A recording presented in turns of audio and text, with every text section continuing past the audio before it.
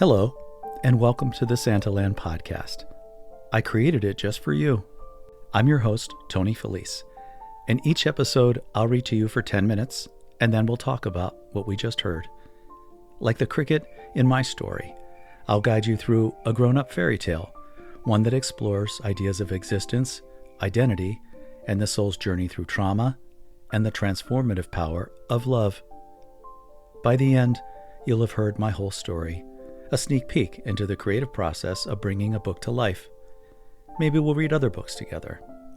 But for now, follow the wise cricket and discover the Santaland within yourself, a place of hope, connection, and peace that's already inside of you. This podcast is especially made for those like me who feel a little different and maybe talk about math at weddings or philosophy at funerals. And like me, maybe you have a loving husband, or a wife, or somebody else that loves you. If not, we're here to love you, because you're in good company, my dear friends, here in Santaland. Hello, and welcome to the Santaland podcast. I'm so glad that you're here. Tonight, we read chapter 25, entitled A Cricket and a Cursor. A year passed in sunshine, food, friends, flowers, and words on a page. Tom was laying in bed face down. The room was dark and quiet. I jumped to the edge of the window. "Are you awake, Tom?" I chirped. At the baseboard, I managed to pull a little of the bedroom curtain back for a crack of sunlight. It didn't open easily. Wafts of light flickered across the bedspread like water reflections on walls. "Is Tom awake? Are we ready for Meredith? Do we or don't we want Meredith in this scene yet?" I sang from my perch. More curtain struggles. "Tom, are you awake? You have a story to write." I could see he felt a tickle on his nose. Sunlight sat there, itching a sneeze. Tom opened his eyes. He sat up. "I'm up," he said. He looked over at the half-open curtains and surveyed the room with drowsy eyes. Rubbing the sleep from them, he said, "Hello?" He thought, was I dreaming? I thought I heard voices. He looked over at the bedside table. The clock read 8 o'clock. A.M. or P.M.? A.M. It's light, he thought to himself. He roused and put his bare feet on fancy carpet. I sat nearby. I hopped closer to Tom. I sang. He didn't notice. He walked down the stairs, the morning light harsh and insistent. "David," he called out. "Chirp." Tom stepped off the stair and out into the great room. He saw the ocean beyond. He stretched, grabbing at the day. He turned and went back into the house. Probably 9-ish now, he thought. Late. He wandered through a hushed and perfect living room. Old surfboards on one wall climbed all the way up to the nearly vaulted beam ceiling. He passed a Chinese porcelain full of David's hydrangeas. Beautiful objects, perfectly placed. Tom wandered through a large doorway into the dining room beyond. It felt homey and elegant. He thought, Easter again. Signs of it everywhere. I feel pretty good. Did I dream about somebody talking to me? Where is everybody? He stopped in the hallway. The carpet marched past him, offering dust bunnies to the sunlit west, giving way to a shiny wooden floor. Sound of waves, seagulls. "David?" Tom shouted to the house. The carpet continued its march. I stood still. "David, I feel reborn. I slept like a rock. Where are you?" He noticed the kitchen to his left. He was hungry. It was as if the sleep lifted much pain from his joints and his heart. He stood at the sink, filling a teapot with water. Outside the window, their outdoor life was on display, like two versions of the same story. Tom thought, before long David will be hanging Christmas lights again. And so his mind wandered. It's perfect. I mean, mathematically precise. It's one of the reasons why David and I get along, Tom had said at a party one time, lifting David in his absence, telling some of his secrets in public. You should see it, Tom continued to the party guest. Every bulb is perfectly positioned. Same in the house. Everything's put in just the perfect place. David says that things speak to him and that they tell them where to go. Thank God, because I can't line up a joke properly without spoiling the end. The partygoer smiled indulgently. So did Tom. Back in the kitchen, Tom stood there, and he felt an itch at the back of his scalp. Intuition peaking like an electric bulb. I noticed the hair on his forearm raised in the air. A year is a long time to put off a publisher. For grief, it's the blink of an eye, a tiny drop in a vast ocean of pain that humans have to endure. It's the price of love. Over the course of the past year, Tom used time as best he could. It was apparent to David, Claire, Maria, and myself. He took notes. He went on walks, letting David take care of the details. A month back, he and David took their motorhome along the central and northern coast of California. They visited friends, and they found new places, remote places, thanks to an app on David's phone that could call up a single camping spot in a remote location, often hosted by property owners and offering a guarantee of privacy. The wind is the only thing I want to hear on this trip, Tom had thought when they pulled out of the driveway. David was patient. Seated in the driver's side, I hid on that little ledge that runs around the front seats, a great vantage point to see your upside-down world rushing by. They found their remote spot in the mountains. As guaranteed, they had a single spot and the rest of the host's vineyard, totally asleep. The workers, absent until the end of spring, they had the place to themselves. The vines had yet to fully awaken from their winter sleep.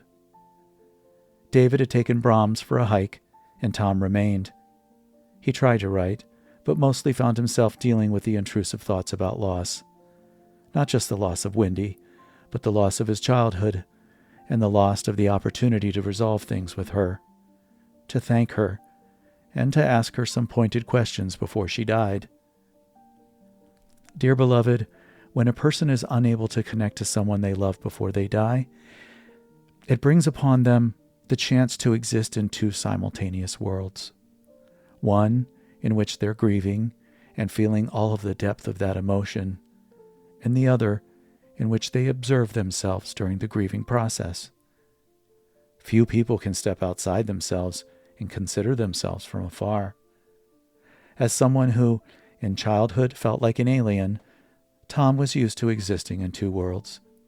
In fact, part of his self-discovery was about letting go, about having hope in the absence of trust, gratitude for things just as they are, as opposed to how he wished they were. Later, David returned and reminded Tom that, in their haste to leave, they forgot a few essentials and he needed to take the rig into town to shop for food. Tom had stood outside the tent on the vacated spot where the rig once stood. Grass was depressed in the area where it had been parked. He watched David leave with the dog, bouncing down in impossibly rough terrain. Tom turned away and walked up a hill, over which he could see the entire valley below. He stood under a towering oak tree and listened to the bees harmonizing over their gratitude for the abundance. Yellow flowers speckled the entire landscape, carpeting the lush grassy hills everywhere the eye could see. He looked at the withered vines, creeping across the horizon in rows of 3 high and 20 deep. They were covered in tiny buds, waiting to peek out and see how interesting the year would be and how it would affect the character of their fruit. Would the grapes be embodied with wrath or with ravenous joy? Tom felt like one of those vines, old and twisted, but able to produce fruit each year, sometimes with better character than the younger vines. What the hell am I doing here, and where is my mother? he shouted to the vista. Tom looked out at 150 miles of rising and falling terrain, mountains de-escalating into smaller and more misty hills as the range reached towards the ocean. "I would like a sign, Mama," he said, plainly, jettisoning a rock with his foot. I sang to him from the picnic bench about the beauty of things. A bee landed on his toe. "Hello, bee. Are you my mama?" The bee lazily circled on his toe, then took flight to land on a nearby flower. He had watched it, and realized back then that it was probably the first time that he stood anywhere that he did not have someone near him, needing him or wanting something from him. For longer than Tom could remember, he had total privacy. In the open, under the sun. The wind slid all over his back as it rushed past his head towards the ocean. He could hear the whoosh of agitated electrons on dry desert air blowing past him, rushing to the sea with packages of carbon, nitrogen, and living things. He looked down, and the bee was gone. Tom cried with the kind of abandon that very few people in life get. Raw, ugly. As the tears flowed, so too did the awareness of and the gratitude for this lucky opportunity. "Prudence," the wind whispered. "Soon," the wind echoed. He felt 2 years old again, a coughing, snotty mess. Then it was over. He stood taller than before, more humble, more at peace. He sat down and waited for more. Grief moved through Tom like a cancer, blown out wide and long from between cracked lips, a dry husking thing that he coughed out, doubling over and putting his head between his knees. He listened to the buzz, bzzz, bzzz. Before long, David had returned with Brahms, and Tom, depleted of tears, had eagerly waved David back into position. As David maneuvered, Tom caught sight of something running underneath the wheel. When he circled the rig a few moments later, he saw a squished lizard and was immediately distressed. Turning in circles, holding his head in his hands, he said, "I prayed for a damn sign, David, and this is it?" he shouted, pointing to the flattened thing. Tom jumped up and down like a child that's lost his toy, red-faced, terrified. "A dead lizard, David! It even has ants on it already. How the hell did they get on it so fast?" Tom was mortified because Claire had told him once that a lizard was a symbol for dreaming and that ants were a symbol for work. Native American medicine. "Great. A dead dream, crawling with ants," Tom said. He went back into the rig, embarrassed for the outburst and feeling dejected. I followed behind, glad to jump away from the carnage. "I'll call Claire," he said, thinking, "She knows about this stuff. She'll tell me all about it. She'll tell me what to do." He picked up the phone and dialed the number. "What the hell?" Tom asked after telling Claire the story. "What do I do?" "Tom, you didn't do it on purpose, so start there," she said. "No, but I should have been paying attention." "Well, you can't pay attention to everything, I know you," said Claire. "I didn't mean to do it, Claire. What do they say about things like this?" Claire donated her time to a physical therapy clinic on a local reservation, so she had words to share. "Listen, hun, this is what you're going to do. Remember when the chickens were little?" She was referring to Asher and Aiden, her twin boys. "Yeah, the chickens and I used to bury coins out in the desert and pray for Aunt Rose. I remember that. It's sweet." "Yeah, and they loved it," Claire said. "They got a kick out of it. In fact, a few years ago I went back. It's been, almost 20 years now? And guess what? I found a penny. One that you buried with the chickens a long time ago. Do the same thing now," she said. "Make an offering, a sacrifice. My Dene friends have told me stories. Father Sky, Mother Earth, Go out and bury the lizard and put a few coins in the earth and some water, and you ask for forgiveness from the Great Spirit, Father Sky and Mother Earth. Mama's up there. She'll sort it out for you, and she'll say you're sorry." After hanging up, Tom sat with his head in his hands. He closed his eyes and felt the truth of her words. Shortly, he and David, feeling like kids, stood over a gravesite. This time, instead of a goldfish, a lizard, and offered childlike prayers to the dead lizard. They felt silly, and yet it brought more comfort than they realized. Shortly after the impromptu funeral, he called Claire back. "We did it," he said. "Do you feel better?" she asked. "Yeah." "Sweet. Then forget about it and move on. It's okay, man." "Okay, I will," Tom replied. "So get this," Claire said, changing topics. "After my rounds, I was walking down the hallway of my facility, and you're never going to believe it. Betty G was there." "What?" Tom asked. "Sure as shit," she said. "I was like, 'Betty G, what are you doing here, Mama?' Tom, she was so excited to see me. She was in tears and frightened that she didn't know anybody."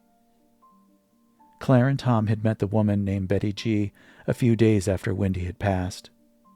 He and Claire couldn't get over how much she looked like Wendy. Her smile, her eyes, the same easy vibe, the same grace. Tom said, "We probably imprinted on her like chicks." They had hugged her, and they had told her of their mama. It had been months since they had seen Betty G, and she had improved and gone home, but through Providence, Betty G, Wendy's doppelganger, had been sent to Claire's facility to rehab after surgery from a fall off a curb that very day. It was a chance meeting. To her surprise, Betty G had been admitted and was on Claire's floor, and the two cried when they saw one another. Betty said her prayers had been answered. So were Tom's. "Claire, I think the story might be the sign that I was looking for." "I hope so," replied Claire. "I mean, what are the chances that Betty G would be here, Tom? I only practice 2 days a week, and I'm at the store otherwise." "She's so adorable. There must be 100 facilities like mine. It must be the cosmos. Mama's up there pulling some strings." "Maybe so," said Tom. After hanging up with his twin, Tom's eyes welled up. He got up, opened the door, and thrust his head out. "David!" he screamed. But David was of course absent. Tom thought, "It's okay, I have 50 miles of mountains to look at." He felt the wind coming off the desert, and it moved through him. It was as if Wendy moved through him too, and she spoke to him in the sound of trees and buzzing bees and my chirping. "Everything changes, son. It always does. You can count on that," I chirped. In his pocket, the phone buzzed. He pulled it out and glanced at it. A text message out of nowhere from Meredith, of all people. The text simply said, "Screw the advance. I love you." Back in the kitchen and out of the memory, Tom scrambled an egg in a pan. He looked out the window at all they had created. He felt good, rested, more alive than before. He thought of the book. A bit of dialogue and a fractured scene entered his mind. He roused the characters in this story, one by one, calling them to work. He thought he might write about an author trying to unlock the mysteries of life. Throw some Christmas in there somehow. That's all I could glean from his thoughts until later. Outside the window, Eduardo had stacked boxes of decorations from storage. Holidays were intermingled, and like magic, a big box of Christmas decorations fell off the stack and landed on its side. Tom stopped. In his mind, he realized he needed to talk to Maria, because an idea was forming, and he rushed out the front door to the barn, leaving the egg burning on the stove. Tom did not notice me in the kitchen, on the counter, sitting next to an old-fashioned sugar jar. Tom didn't notice a lot of things on his way to finding his sentence. Chirp. Okay, so that was chapter 25. I've been reflecting on this as I've been reading it, but also, I get a few minutes as the planes fly over and I have to stop the recording. It can be frustrating, but sometimes I think of it as a pause to reconnect with the material and to think about what the words are that I'm speaking that have been written on the page here. The purpose of the chapter was to first bring the cricket into the real world. This is the first experience that we have of the cricket speaking directly to Tom, but Tom is lost in thought. He's so lost in thought that he doesn't hear the cricket yet. He still doesn't hear the song. And he's walking around their house looking for people, looking for clues, looking for answers, as evidenced by the memory that he shares going back in time. That is taken from real life. And if you're listening to this podcast, you may be here because you are going through grief yourself and you're looking for ways to connect. The price of love really is grief, and grief can be overwhelming. And for somebody like me, or you perhaps, especially someone who has suffered childhood violence, or has experienced something so life-threatening and never having any resolution, never having any conversation about it. And as an adult, I took those tools and turned them into being strong, being a phoenix, being the kind of person that can overcome and overly please sometimes. But more importantly, a